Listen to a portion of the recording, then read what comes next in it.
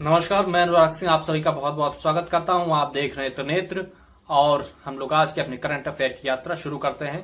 तो पहले फैक्ट ये हम लोग बात करते हैं कि किसने दिल्ली पुलिस के साथ मिलकर आयु रक्षा नाम के प्रोग्राम की शुरुआत की है। तो वो है AIIA, all India institute of Ayurveda, Akhil Bharatiya Ayurveda संस्थान।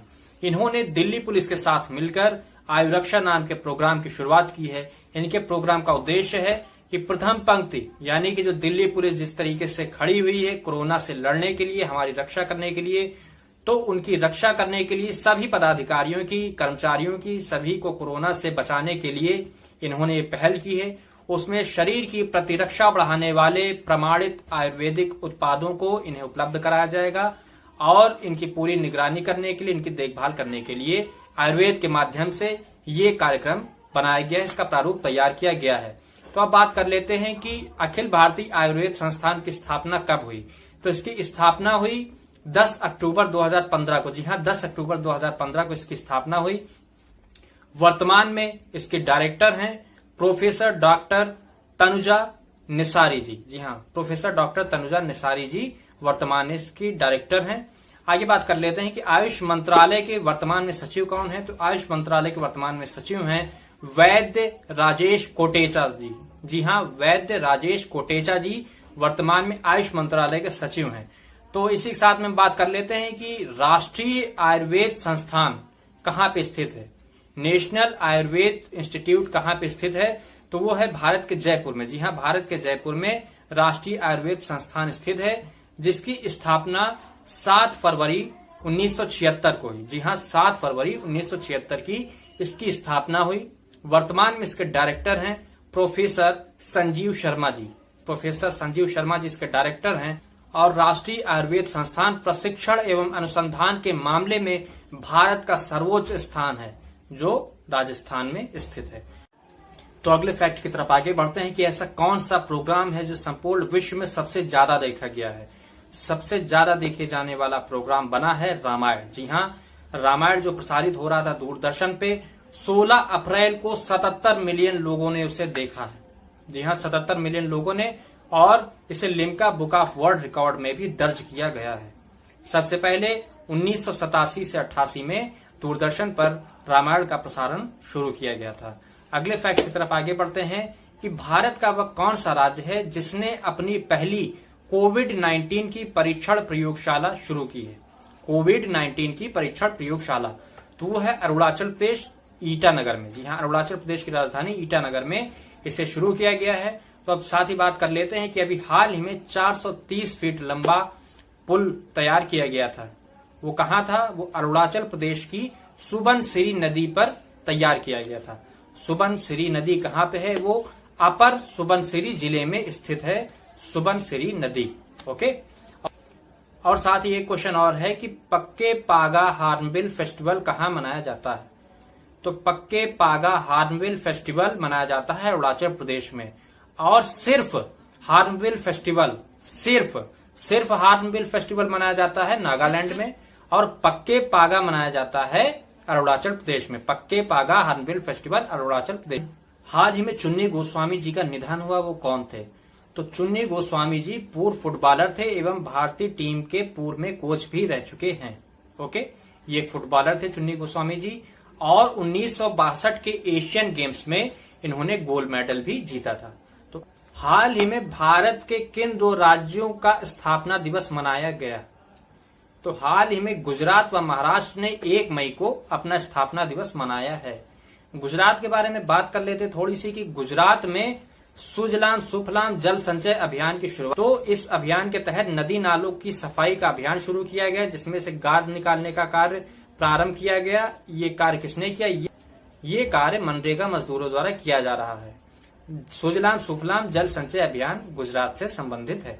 ठीक है, तो आगे बात करते हैं कि असाधारण वर्चुअल G20 डिजिटल इकोनॉमी की मंत्रियों की बैठक की अध्यक्षता किसने की है। ओके, तो इसकी अध्यक्षता की है सऊदी अरब ने, और भारत की तरफ से जो प्रतिनिधित्व किया गया है वो किया है रविशंकर प्रसाद जी ने, जो भारत के इलेक्ट्रॉनिक सूचना प्रसारण मंत्री हैं। ओके, तो अब बात कर लेते हैं थोड़ी सी G20 के बारे में कि G20 है क्या। G20 जो है एक समूह है 20 देशों का, या यूं कह सकते हैं 19 देशों का मुख्य रूप से, और इसमें एक यूरोपीय संघ शामिल है। इसकी स्थापना 1999 में हुई और पहला G20 सम्मेलन जो आयोजित किया गया वो सन 2008 में किया गया। तो अगला फैक्ट देखते हैं कि हाल ही में मणिपुर में ऑर्डर ऑफ राइजिंग सन से किसे सम्मानित किया गया है। तो वो हैं थांगजाम धबाली सिंह जी। जी हाँ, थांगजाम धबाली सिंह जी, उन्हें ऑर्डर ऑफ राइजिंग सन से सम्मानित किया गया है 29 अप्रैल को।